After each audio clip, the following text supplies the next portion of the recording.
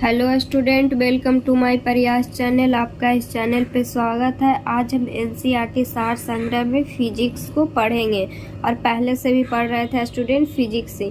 तो फिजिक्स में आज चैप्टर पढ़ेंगे इलेक्ट्रिक करंट, जिसका नाम है इलेक्ट्रिक करंट। इसको हिंदी में बोलते हैं विद्युत धारा।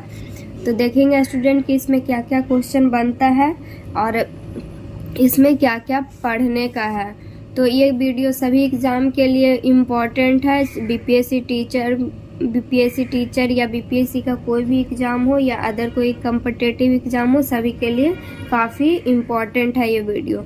और वीडियो को लाइक करें और चैनल को सब्सक्राइब करें। तो देखेंगे स्टूडेंट कि इसमें से क्या क्या क्वेश्चन बन रहा है।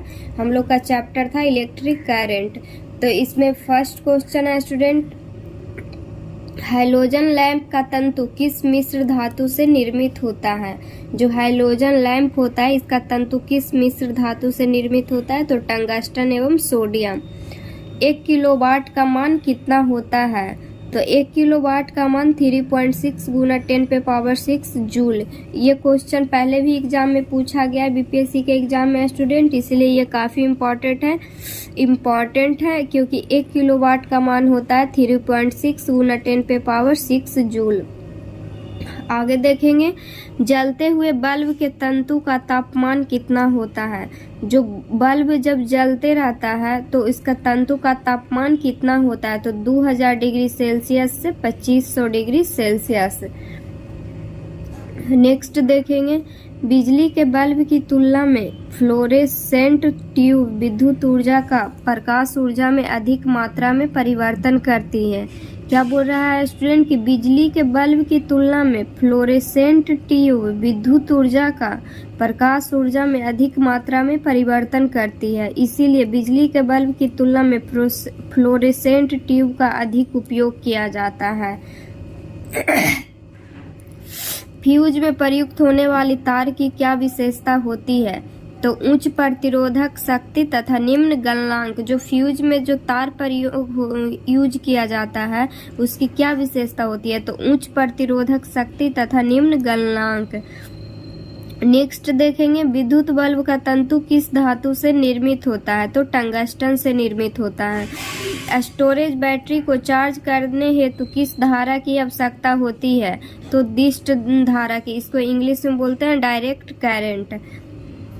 डायनेमो बिजली उत्पादन हेतु प्रयोग में लाया जाता है, यह ऊर्जा से किस प्रकार संबंधित है।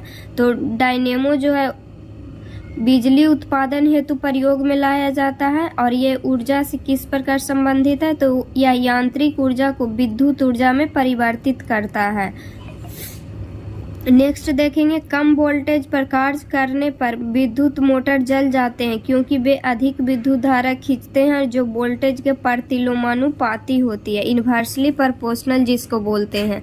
तो देखेंगे स्टूडेंट कि कम वोल्टेज पर कार्य करने पर विद्युत मोटर जल जाते हैं। क्यों?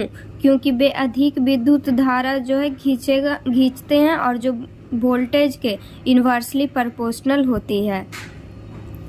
टरबाइन व डायनेमो से बिजली को प्राप्त करने में ऊर्जा के किस रूप को विद्युत ऊर्जा में परिवर्तित किया जाता है।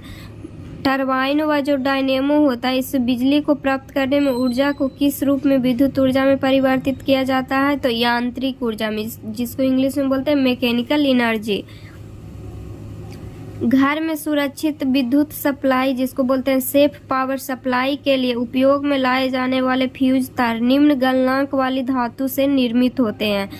तो देखेंगे यहाँ पे स्टूडेंट क्या बोल रहा है कि घर में सुरक्षित विद्युत सप्लाई जो सेफ पावर सप्लाई होता है इसको उपयोग में लाए जाने वाले फ्यूज जो तार है ये निम्न गलनांक वाली धातु से निर्मित होता है। ट्रांसफार्मर किसके लिए प्रयुक्त होते हैं। तो ट्रांसफार्मर जो है विद्युत धारा के वोल्टेज को नियंत्रित करने के लिए होता है। देखेंगे कि स्टूडेंट कि ट्रांसफार्मर किसके लिए प्रयुक्त होता है। तो विद्युत धारा के वोल्टेज को नियंत्रित करने के लिए। प्रत्यावर्ती धारा को डिस्ट धारा में परिवर्तित करने वाले यंत्र को क्या कहते हैं। तो इसको रिएक्टिव फायर कहते हैं। मतलब एसी करंट को डीसी करंट में परिवर्तित करने वाले यंत्र को क्या कहते हैं। रिएक्टिव फायर कहते हैं। विद्युत बल्ब के भीतर कौन सी गैस भरी होती है? तो विद्युत बल्ब जो है इसके भीतर आर्गन गैस भरी होती है। अब देखेंगे आगे स्टूडेंट क्वेश्चन के आगे कौन सा क्वेश्चन है। तो आगे मानव शरीर शुष्क में मतलब विद्युत प्रतिरोध कितना होता है, मतलब मानव शरीर में विद्युत प्रतिरोध जो होता है कितना होता है? तो 10⁻6 ओम। तो मानव शरीर का विद्युत प्रतिरोध कितना होता है? 10⁻6 ओम। समान ट्यूबलाइट में कौन सी गैस भरी होती है? तो समान ट्यूबलाइट में आर्गन के साथ पारा वाष्प भरी होती है।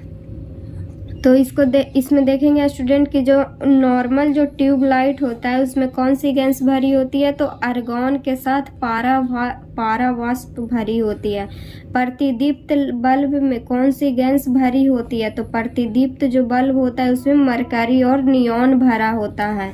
विद्युत चालकता की दृष्टि से सर्वाधिक सुचालक धातु कौन सी है? जो विद्युत चालकता की दृष्टि से सर्वाधिक सुचालक धातु है चांदी।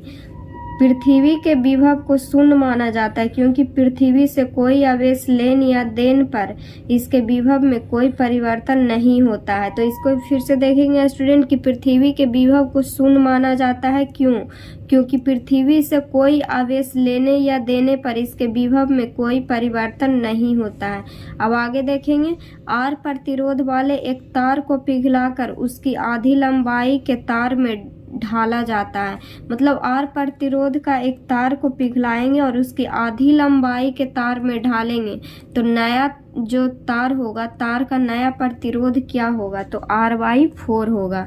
विद्युत आवेश को भंडारित करने के लिए किस उपकरण का प्रयोग किया जाता है? तो संधारित्र, जिसको इंग्लिश में बोलते हैं कैपेसिटर। मतलब विद्युत जो आवेश होता है इसको भंडारित करने के लिए किस उपकरण का प्रयोग किया जाता है? संधारित्र का। विभव, जिसको इंग्लिश में बोलते हैं पोटेंशियल या वोल्टेज, क्या निर्धारित करता है? तो आवेश प्रवाह की दिशा।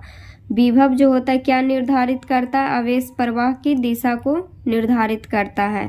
किसी चालक तार के प्रतिरोध पर तापमान बढ़ाने से क्या प्रभाव पड़ता है? तो चालक का प्रतिरोध बढ़ता है। तो किसी चालक तार के प्रतिरोध पर तापमान बढ़ाने से क्या प्रभाव पड़ता है? तो चालक का प्रतिरोध बढ़ता है। श्वेत प्रकाश को नली में कैसे उत्पन्न किया जाता है? तो जो व्हाइट लाइट होता है उसको नली में कैसे उत्पन्न किया जाता है? तंतु को गर्म करके। विद्युत ऊर्जा को यांत्रिक ऊर्जा में परिवर्तित करने वाली युक्ति कौन सी है?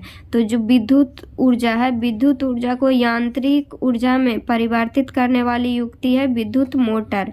विद्युत चुंबकीय प्रेरण पर आधारित युक्ति के 2 उदाहरण कौन से हैं? मतलब विद्युत चुंबकीय जो प्रेरण है इस पे आधारित युक्ति के 2 एग्जाम्पल पूछ रहा है। तो पहला एग्जाम्पल है डायनेमो और दूसरा विद्युत मोटर। प्रत्यावर्ती धारा एवं विभवांतर को मापने के लिए क्रमशः अमीटर एवं वोल्ट मीटर का प्रयोग किया जाता है। तो देखेंगे कि प्रत्यावर्ती जो धारा होता है एवं विभवांतर जो होता है इसको मापने के लिए क्या प्रयोग किया जाता है? अमीटर और वोल्ट मीटर। अतिचालक का प्रतिरोध कितना होता है? तो अतिचालक जो होता है इसका प्रतिरोध होता है लगभग 0। त्वरित चालक, जिसको बोलते हैं इंग्लिश में लाइटिंग कंडक्टर बनाने के लिए किस धातु का प्रयोग किया जाता है? तो त्वरित जो चालक होता है इसको बनाने के लिए तांबा का यूज किया जाता है। तो देखेंगे स्टूडेंट कि विद्युत धारा में समान आवेश एक दूसरे को प्रतिकर्षित करते हैं जबकि विपरीत आवेश एक दूसरे को आकर्षित करते हैं।